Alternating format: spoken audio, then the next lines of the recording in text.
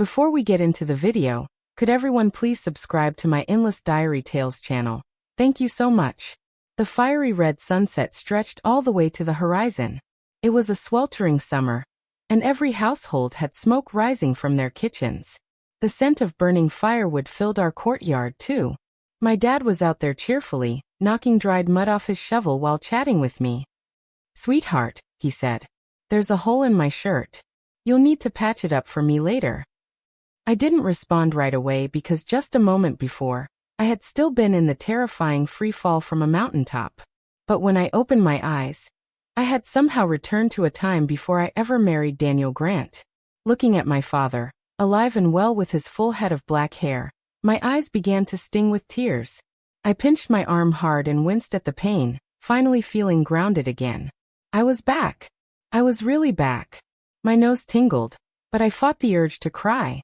Trying to keep my voice light and cheerful, I said, "What's the big deal? I can fix it for you right now, Dad."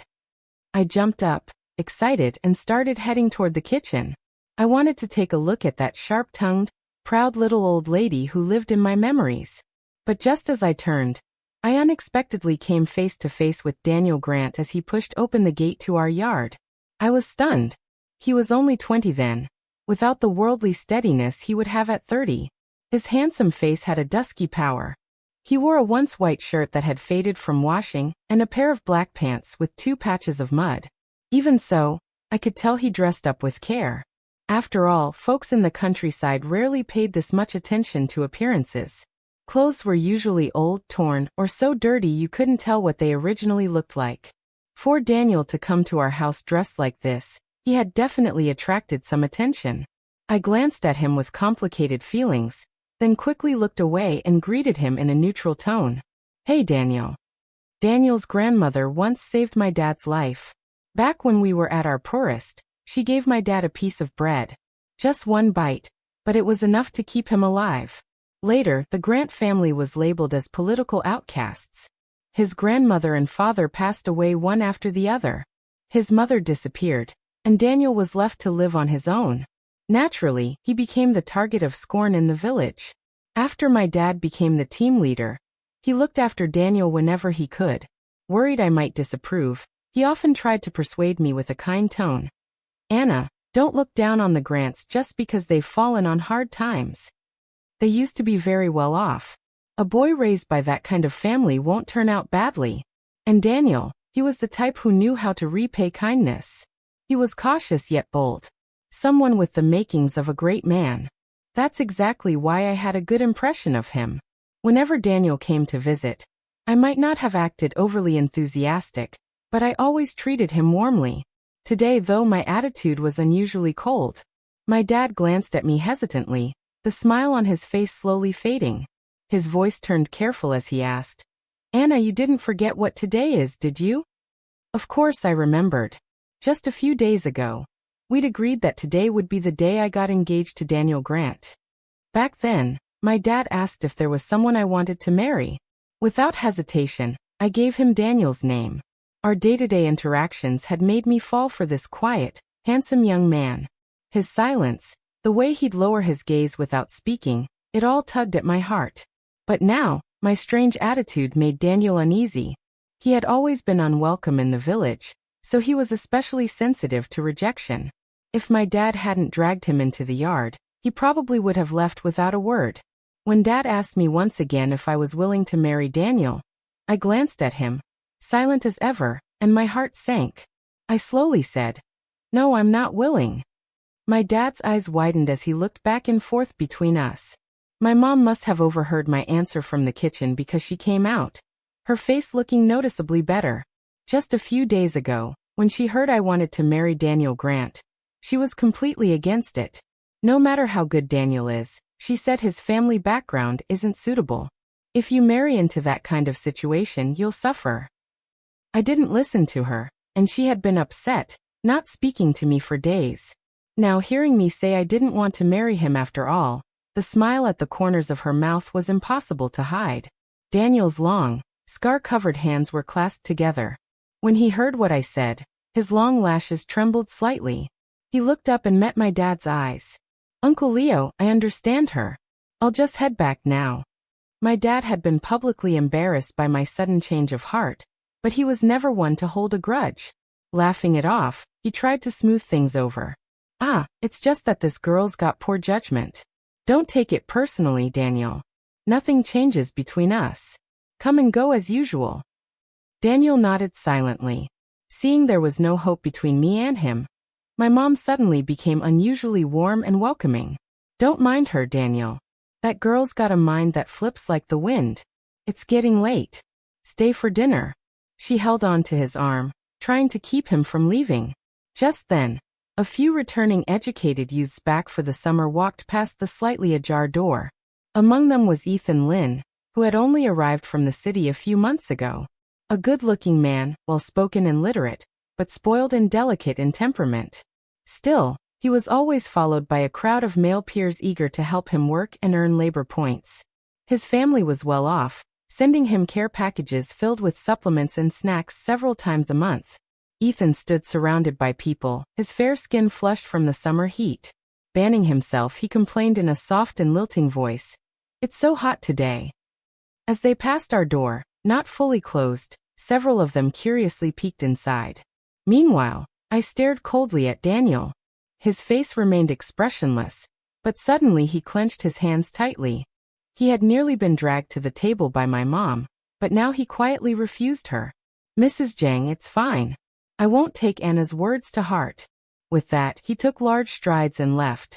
Daniel walked away quickly, as if chased by wild beasts. A wave of sorrow surged in my heart. In my previous life, I had never known that Sophie Lynn was someone truly special to him. Not until we had finally built our own company. Not until we were becoming wealthier day by day, did he suddenly tell me he wanted to financially support Sophie's family. I snapped at him.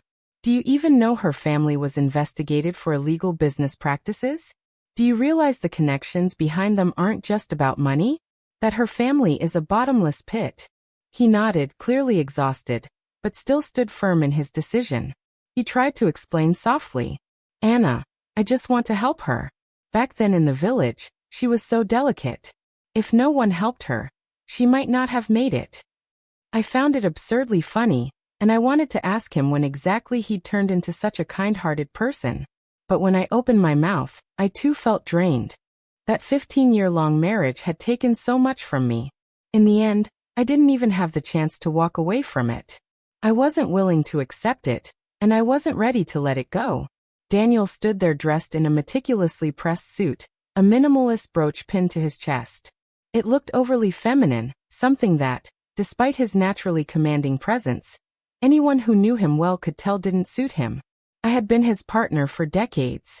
I could tell with a single glance that it wasn't something he liked.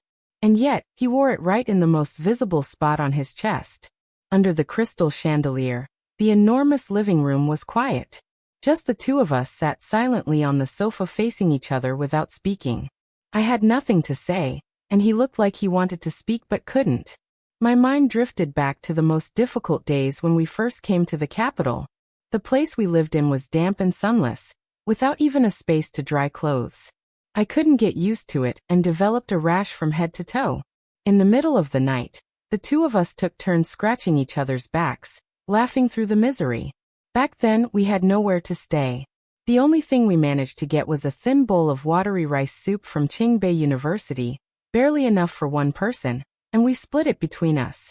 Daniel Grant, have you forgotten everything? Since when were you the kind of man who could give up half your fortune to help someone else? After Daniel left, my mom turned to glare at me fiercely. But in truth, the corners of her mouth had already curled up. "You little rascal," she muttered, patting my shoulder. "Always acting on impulse. Now get in the kitchen and help out." Meanwhile, my dad looked at me curiously. "Sweetheart, didn't you just say a couple of days ago that you wanted to marry Daniel? Why do you have me call him over only to turn him down?" My mom panicked, afraid I might go soft and change my mind again. She quickly twisted my dad's arm and scolded him. "Why do you always have to bring up the one thing that shouldn't be said? If you hadn't spent all that time praising him, our daughter would never have thought about marrying him in the first place." I smiled quietly, watching the two of them bicker playfully. The evening breeze drifted through the courtyard, blowing away the lingering heat of dusk. It felt peaceful. My eyes began to water, and I lowered my head, pretending to casually wipe the corners of my eyes. But my dad had sharp eyes. He caught it right away. In a soft voice, he tried to comfort me. "Don't worry, honey. If you don't want to marry him, then don't. Did that boy do something to upset you? Tell me, and I'll go teach him a lesson." My mom stood with her hands on her hips, temper flaring even more. She was about to launch into a full-blown scolding when I quickly looked up, beaming brightly, and said from the bottom of my heart, "It's fine. With you two here, I'll never need to get married." At that, both my parents froze. They mumbled to themselves, wondering if something might be wrong with me. Daniel was a sensitive and cautious man.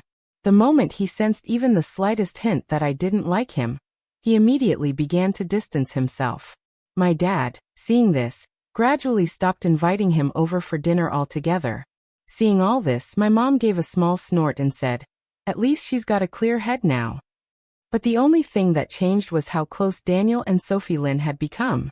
In my past life, most of the city-educated youth looked down on us rural folks, especially someone like Daniel who had nothing, no family, no status.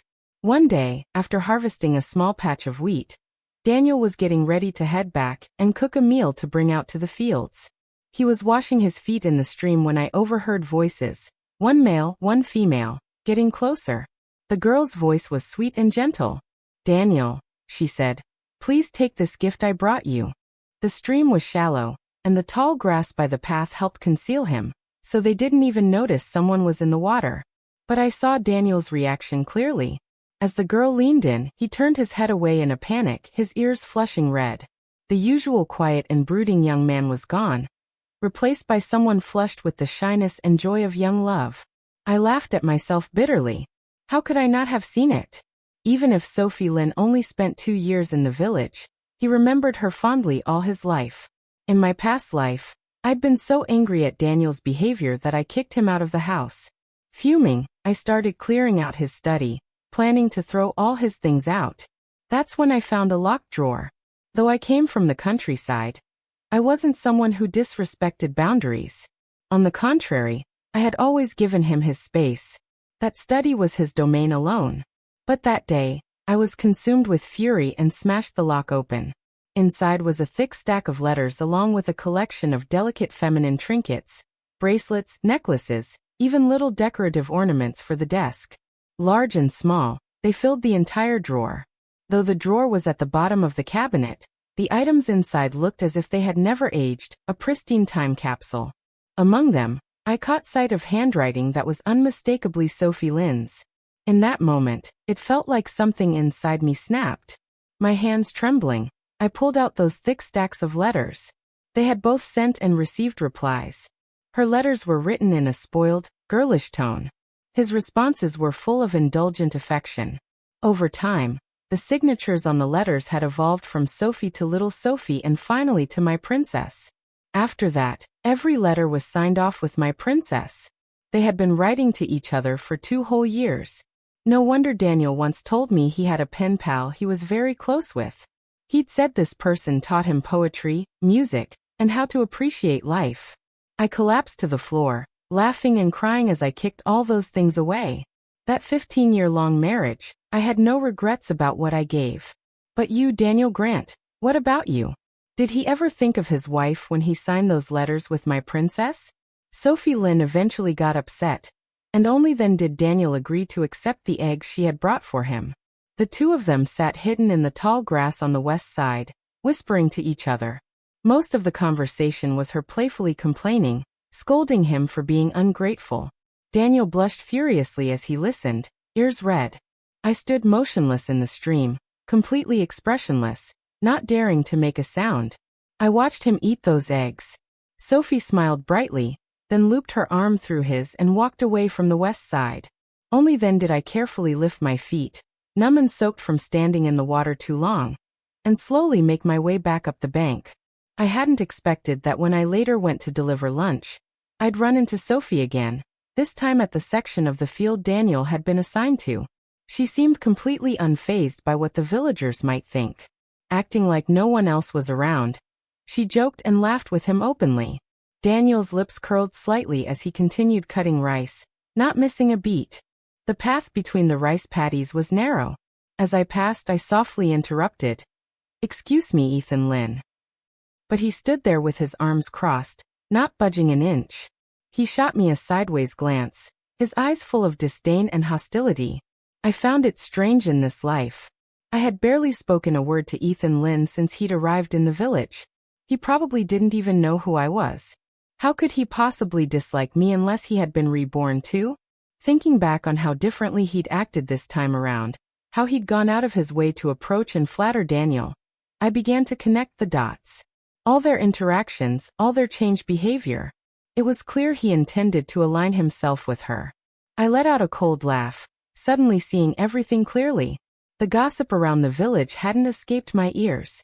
They said Sophie Lynn had taken a liking to Daniel, that she was especially warm to him.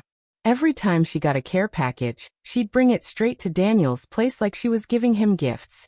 During farming breaks, she would go find Daniel to chat with him too. Completely different from the proud girl she used to be. Everyone was saying the two of them were bound to end up together. The group of young men who used to chase after Sophie had finally given up. Most of them had stopped helping her with work altogether. So now Daniel willingly picked up extra tasks to help her earn labor points. Looking at it now, they really did seem like a couple. But what did any of that have to do with me? I raised my voice. "Excuse me," loud enough for the others nearby, some eating, some harvesting rice, to all look up. A few of the more mischievous ones even whistled in our direction. Sophie's cheeks turned slightly red. She shot me a glare, then walked over to Daniel with a pitiful expression, her eyes brimming with tears and muttering something under her breath. Daniel pulled her close, glanced at me with a faint look, and seemed to murmur a few words of comfort to her. I suddenly had a deeper understanding of his preferences, and found it darkly amusing. "Daniel Grant. Oh, Daniel Grant. I thought, your little princess might have to compete with how busy you are from now on." Today was the day my older brother was coming back from the county, and I ran to the entrance of the village with giddy excitement to meet him. Like a scene from a cheesy romance, a tall and handsome young man strolled up the road, grinning with a mouthful of white teeth. The moment he saw me, he reached out to ruffle my hair. But I ducked quickly and eyed the big bag he was carrying like a hungry little fox. Not only had he come back, he'd brought food with him too. Circling him with greed in my eyes, I whined, "Please, Big Brew, let me see if there's anything in there I like." He snorted, raising an eyebrow smugly. "Not unless you flatter me a little more. No sweet talk, no snacks." We bickered and teased each other all the way back through the village. But when we passed the quarters for the city-assigned youth, we ran into Daniel and Sophie walking side by side. The moment Sophie saw me, she couldn't hide the hostility on her face. In an instant, she grabbed Daniel's arm, practically clinging to him. Daniel glanced down at her, seeming confused by the sudden gesture, but didn't pull away. Instead, he steadied her gently and said flatly, "Careful." A calm, quiet man and a charming, stubborn girl. Truly a complementary pair. I gave a silent sneer, but didn't let it show.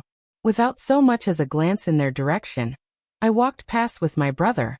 Watching me and my brother stroll past, Sophie finally loosened her grip on Daniel's arm slightly. She chuckled softly and muttered that Anna Lou was dumb as a brick. Can't even keep a man.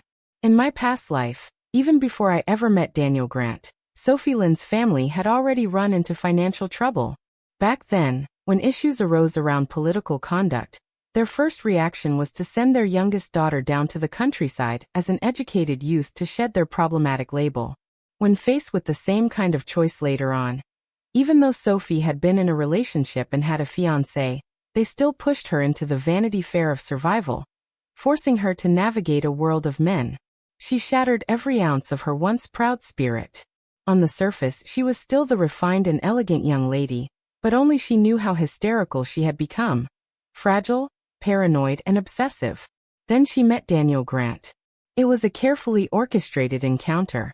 She collapsed beside him in the rain, an umbrella held weakly in her hand, looking like a falling flower. The downpour soaked through her white chiffon dress, the curves of her figure barely concealed. Her doll-like features were wet with rain, making her appear especially delicate. Daniel's eyes had darkened then, as if remembering something. Sophie waited, nearly giving up hope, until at last he chose to help her. As for love, all it took was a few carefully chosen words and some letters to stir something inside him, stir old memories. He began to care for her more and more. But in the end, that foolish woman, me, ruined it all. Sophie was lost in her memories, a flicker of resentment and unwillingness in her eyes. Her hand tightened slightly around Daniel's arm. Daniel felt it and gently asked, "What's wrong?" Snapping out of her thoughts, she quickly loosened her grip. She gave him a proud, teasing smile. "What do you mean? What's wrong? Who am I?" she said in a playful tone. "Didn't I tell you last night how you're supposed to address me?" Then she turned away, pretending to be upset. Watching someone as tall and composed as Daniel bend down awkwardly to comfort her, Sophie couldn't help but curl her lips into a smile. The satisfaction in her eyes was barely concealed. In this life, she was determined to stay by Daniel's side from the very beginning. Only she could be his savior. The bond forged through adversity, she believed, would win her all of Daniel's affection. She was determined to become Mrs. Grant. In my past life, by this time, I had already married Daniel.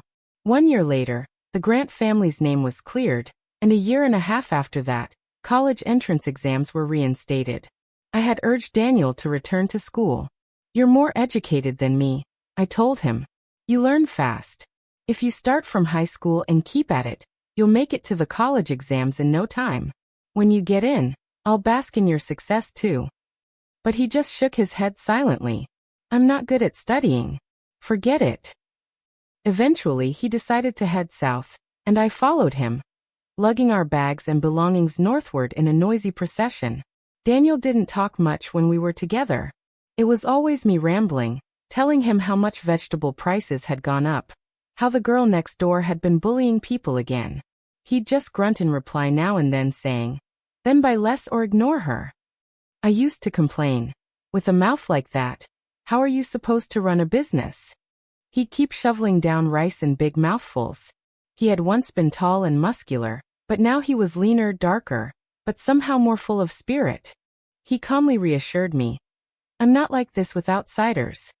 Back then, the government hadn't yet formally announced reforms, but men like Daniel had already sniffed out opportunity through narrow cracks. He kept heading south to Shenzhen, bringing back load after load of goods, sometimes tiny items to make quick cash, other times watches and clothing of all kinds. Slowly he sold them at higher prices. You could say it bordered on speculation. I was constantly on edge, afraid he'd get in trouble. I kept telling him, "Once we've saved enough, let's stop. When the country gives us the green light, we can start something more secure." He eventually listened. He stopped buying inventory. By then, we'd managed to save up a bit of capital. Later, when policy changes came and the markets truly opened, we moved to the capital and opened our own shop. We did everything: snack stands, general stores, fruit stalls. During the good times, we were so happy we couldn't even fall asleep at night. We thought we were about to get rich. But when we started losing money, we didn't even have a place to sleep. We survived an entire month on just 3 yuan I had sewn into the lining of my clothes.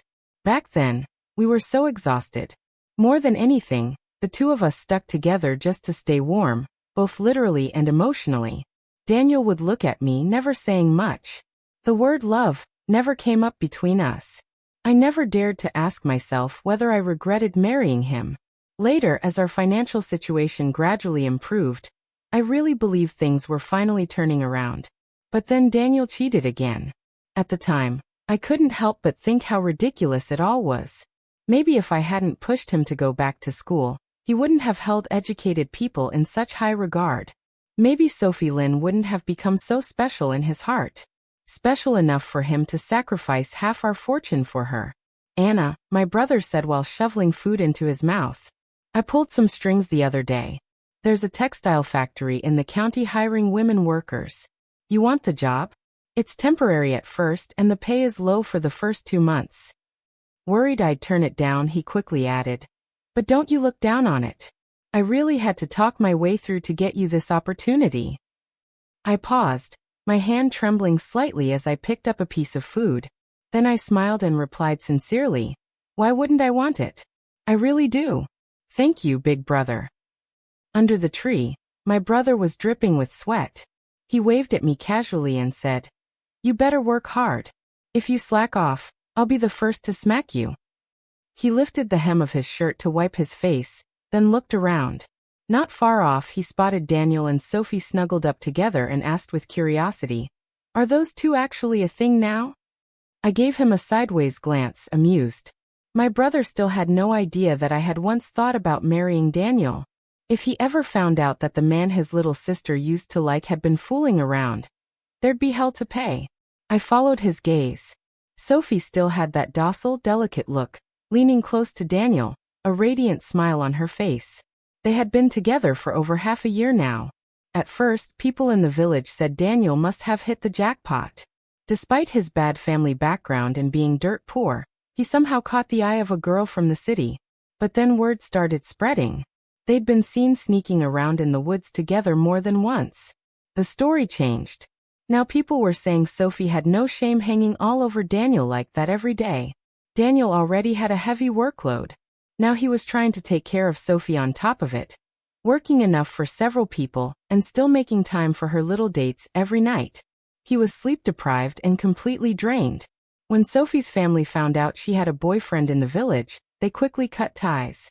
The monthly care packages, nutrition supplements, and skincare stopped arriving. Daniel had already struggled just to feed himself. Now he had Sophie to support, too, and she hadn't changed a bit, still just as pampered and fragile. Even after being reborn, she hadn't matured at all. I could only imagine how miserable their life together must have been. But in front of me, they still tried to play the perfect couple. Daniel's face, however, remained unreadable. He didn't lean toward her even a little, watching them pretend while clearly falling apart.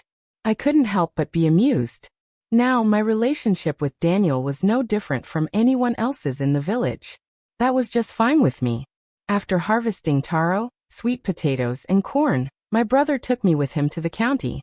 Before we left, a lot of villagers came to see us off. They looked at us with envy, chatting with my mom as we said our goodbyes. My mom held my hand proudly and said, "She's a real go-getter, this one. She's definitely going to make something of herself."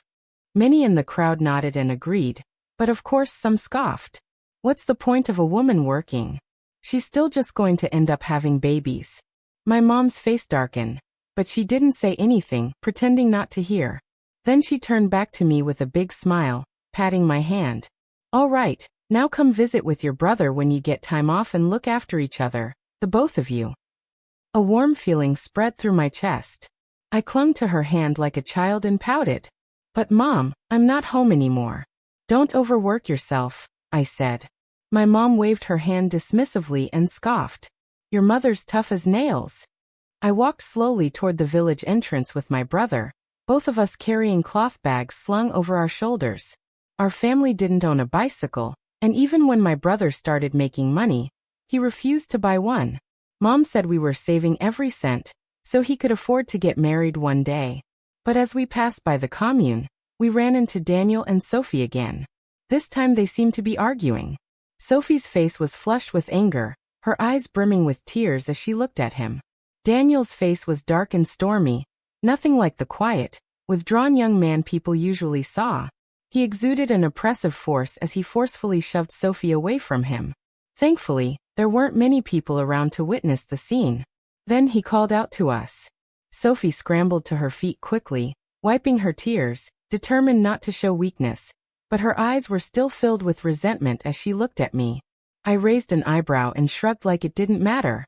I was about to let it go and told my brother to keep walking, so we wouldn't disturb the lovebirds. But Daniel suddenly looked up, and his gaze landed heavily on me.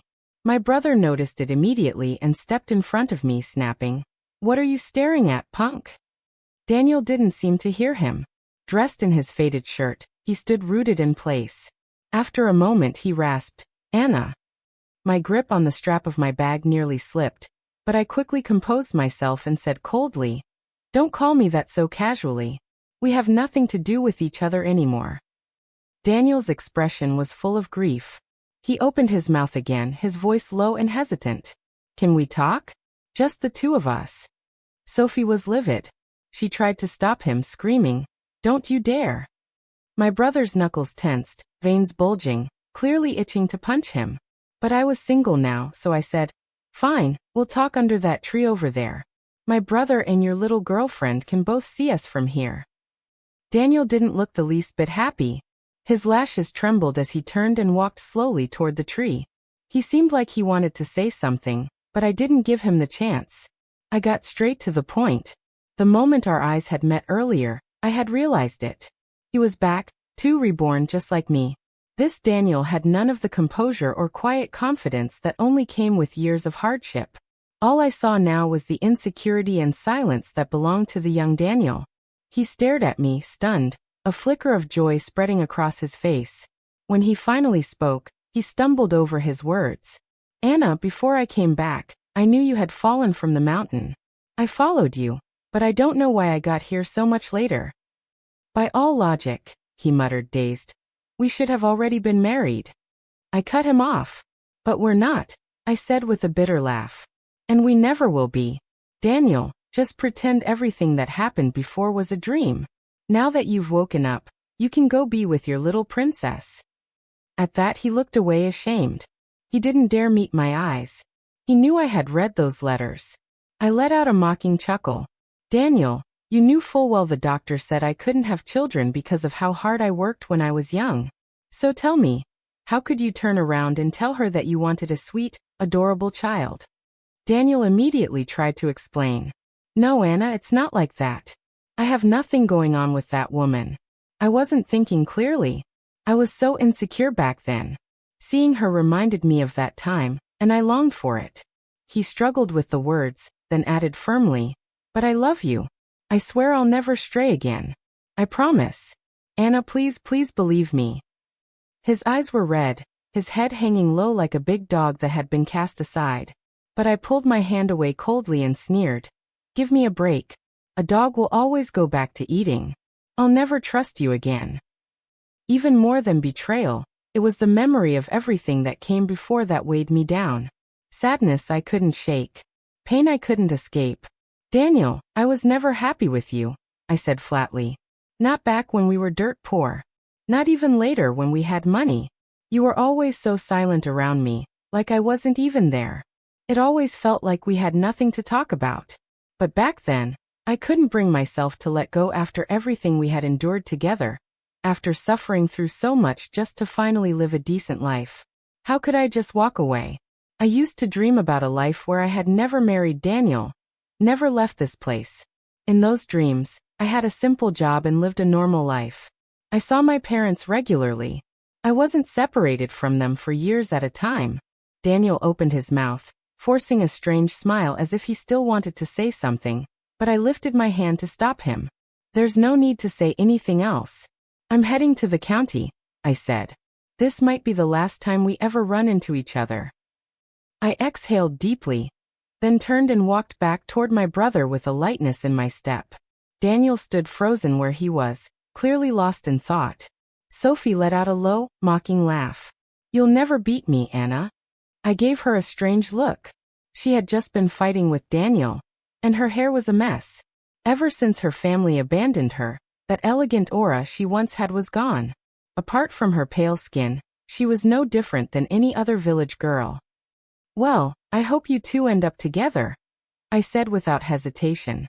She paused, surprised by my words, but I didn't stick around to see her or Daniel's reactions. I walked away slowly with my brother. From that moment on, my life would be for me alone.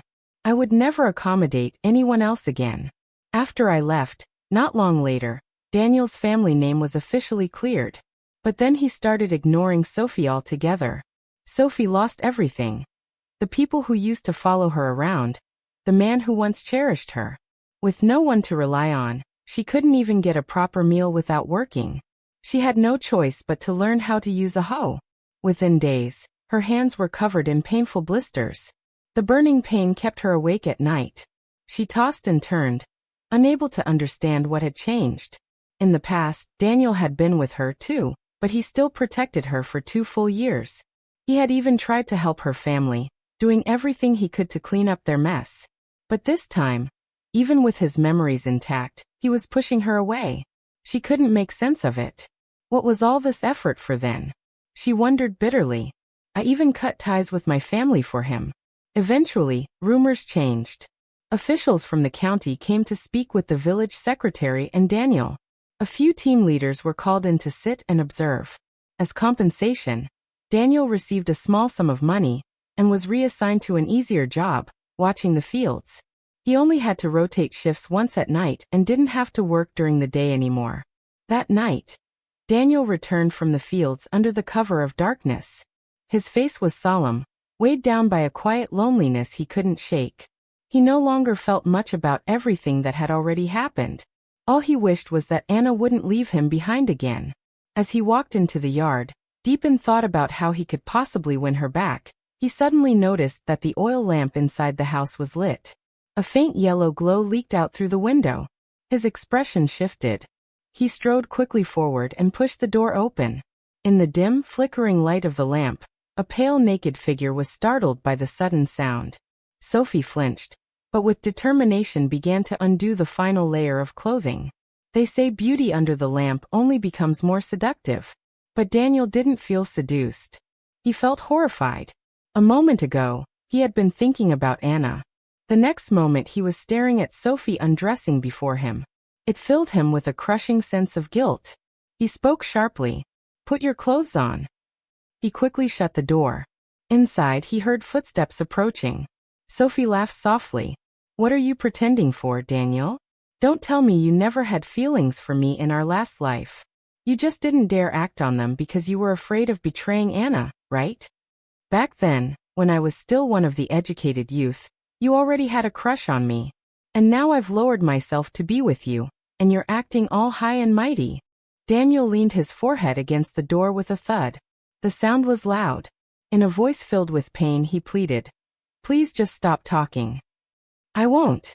I absolutely won't take the wrong path again." Because of the situation with Sophie, Daniel left even earlier than he had in my past life. He chose the middle of the night, said goodbye to my father, and disappeared. When I heard the news that Daniel had gone south, I was a little stunned. This happened half a year earlier than I remembered. But honestly, I didn't care to figure out why. At the textile factory, I threw myself into work. I wanted to be the best every single month. The job wasn't easy. Far from it, but it gave me freedom. The money I earned was my own, right in my hands. I didn't have to be anxious or look over my shoulder. Since joining the factory, I hadn't lost weight. I'd actually put on a few pounds. My face had filled out, rounder now. Still lately, I'd run into a bit of a problem. Just as I walked out of the workshop one day, I heard a lazy teasing whistle from far off.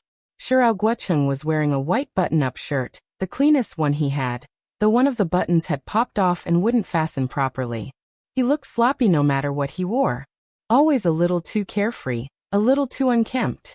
I first met him at a joint event between the textile factory and the meat processing plant. I was still new back then and didn't feel right turning down my supervisor's invitation, so I went. But I left after barely showing my face. As I was leaving, I saw Shiraocheng slumped beside the flower beds outside the building. He looked like he hadn't eaten in days, pale lips pressed together, leaning dangerously close to a cluster of cacti. It made my heart race just watching him. I helped him up and gave him a few candies. Once he started to come around, I turned to leave, worried someone might get the wrong idea if they saw us. When he blinked awake and saw me, he looked stunned. "Am I dead? Where'd this angel come from?" he mumbled. "What a scoundrel." I shot him a glare, let go of him, and walked away quickly. But from that day on, I couldn't shake him. He didn't really do anything out of line, just started showing up at the workshop every day, trying to chat. He'd cross over from the meat plant to bring me fruit, flowers, snacks, whatever he could get his hands on. But I wasn't ready for any kind of relationship. Maybe it was because of the second life I was living, but my memories of the last one had started to blur. All I clearly remembered was the exhaustion at the end of everything. Because of that, I couldn't trust anyone. At first, I brushed him off coldly, hoping he'd get the hint and give up. But the guy had a face made of steel, shameless as they come. One day, he crouched just outside the workshop, grinning and chatting with anyone who passed by. "Hey, have you seen Anna Lou? Tell her a handsome guy's waiting for her. Is Anna off duty yet?" I stormed over, my face dark. "Shirao Changgang, how did you even get in here?" When he saw me, he straightened up, a rare moment of seriousness crossing his face. He pressed his lips together in a half-smile, and pushed a bouquet toward me. I didn't take it. "Arms crossed," I said. "My brother works at the lumber mill. If you don't back off, I'll have him come over and beat you up. And the way you keep pestering me. What makes you any different from a creep?" He looked hurt, pulling the bouquet back slowly, his voice soft and pitiful. "I just wanted to see you. I haven't even done anything to you. How's that being a creep?" I snorted. "You think you need to touch someone to qualify as a creep? Just following me around, ruining my reputation. That's more than enough." He blinked, clearly thrown off, but didn't get angry. "That's what your dad taught me," he said. The old man said. "Chasing a girl takes persistence." "What nonsense are you learning from him?" I said, turning my face away so he wouldn't see the smile tugging at the corner of my lips. I forced my voice to stay cool. "Anyway, stop coming around. I'm not interested." I thought that would be the end of it, but somehow he managed to get transferred into the textile factory, his new workstation right next to mine. Great. Now I'd be seeing him every day whether I wanted to or not. With the advantage of knowing the future, Daniel quickly found his footing this time around. He was even bolder than in our past life, smuggling goods through neighboring countries like Russia. When the government eventually cracked down, he managed to pull out just in time, relying on his past life memories. Soon after, he successfully opened a clothing boutique and a restaurant in Beijing. He avoided all the investment traps and real estate missteps he'd made before. He worked nonstop and within 2 years had everything in place. At last, eager and restless, Daniel returned to Shihe County. He thought, if I once told him I didn't want to suffer, then he'd prepare everything perfectly for me. All I had to do was step in and enjoy life as his elegant, well-kept wife. He parked his car in front of the textile factory, sitting in the driver's seat, eyes fixed on every person coming out. Finally he saw me, Anna Lou, walking out in my factory uniform. I had gotten paler, and there was more flesh on my face. My bright, lively eyes were just as captivating as ever. The problem was, for the past 2 years, those very eyes had haunted his dreams, always asking him, "Why did you do that?" His fingers tightened around the steering wheel. Unbuckling quickly, he stepped out of the car, opened the door, and forced a faint smile. I walked toward him, clearly noticing him too. First came a flicker of surprise on my face. Then it went flat, unreadable, indifferent. Daniel took a few steps forward. "Anna, it's been a long time." But when he met my eyes and saw nothing but cold distance and irritation, it was as if his throat closed up. He couldn't say another word. We stood there in silence for a moment. Daniel finally forced a smile. He said to himself more than to me, "I've been working hard these past 2 years just so I could come back and see you sooner. I know it's hard for you to forgive me, but I'm shamelessly asking for a chance, just one. For all the years we shared, I used to feel secretly relieved when I noticed my memories of our past life fading. But the moment Daniel returned, they came flooding back like a tide." I refused to look at him. "There is no chance," I said flatly. "Didn't you love Sophie Lin? Why don't you go be with her?" "No," he cut in quickly, rushing to explain. "You have to believe me, Anna. Nothing ever happened between me and her. In our last life, I was confused. I couldn't let go of how ashamed I felt during those early years in the village. And back then, I thought we had nothing in common. That's why I gave her so much attention." "I'm sorry," he dropped his head, defeated. "I'm so sorry." I let out a cold, mocking laugh. "And how can you guarantee there won't be another Sophie Lin or a Tina Lin or a Lai Lin? Why should I give you a chance?" With that, I shoved him hard. Then came a loud whistle. Xiao Chong strolled over, smirking, eyes full of challenge. He circled Daniel slowly, then said with a sneer, "What's with the act? You think showing up in a car makes you some kind of prince? I can buy a car too. You think that's enough to win Anna over?" Over the past 2 years, Xiao had backed off a lot thanks to my repeated rejections. But the moment another man showed interest in me, he couldn't help but get territorial. I rolled my eyes and said, "Annoyed, you're both a pain. Stay away from me." Xiao's face fell. He glanced down at the crisp, properly buttoned white shirt he'd worn today, thinking to himself, I even tried to look decent for once. How does that make me a bad guy? He looked over at Daniel, who was still standing stiffly to the side, and muttered, "Damn it, you're the reason things got ruined." The wave of reform was sweeping across the country. Daniel had been one of the first to seize its benefits. And soon I would be heading to Shenzhen with my brother. The world was wide. There had to be a place in it for me. This time I would never pin my hopes on anyone else. I wouldn't foolishly give everything, and then be left watching someone else take all the credit. At the train platform, I waited with my luggage for my silly smiling brother to arrive. In the distance, I thought I saw Daniel again, wearing a black overcoat. I had once told him he looked great in that coat, and it was true. Daniel was tall, well-built, with the perfect frame to wear something like that. He looked good in anything, like a walking mannequin. It wasn't until he started walking toward me that I realized this wasn't a hallucination. I frowned.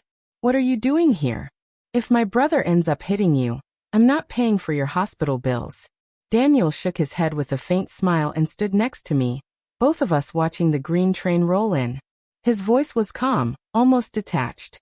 "I'll wait for you." I sighed. And for the first time, I gently patted his shoulder. "Daniel, what I regret isn't just marrying you. What I really regret is wasting a golden era of my life, pouring so much into you, only to end up losing myself, spiraling into hysteria, unable to walk away." He lowered his gaze, his expression unreadable. In a hoarse voice he said, "What if?" I cut him off. "Even if you'd never gotten involved with Sophie, I still would have left. It was only a matter of time." I smiled genuinely at ease. In our past life, we had nothing in common. We were together, but it was just silence. One long stretch of silence. Daniel was a company boss. I was a factory worker, a housekeeper, a cook. The gap between us was so wide I never even had a chance to stand next to him as an equal, not even intellectually. And we had lost a child. After that, it became nearly impossible for me to conceive again. But now I could smile with peace.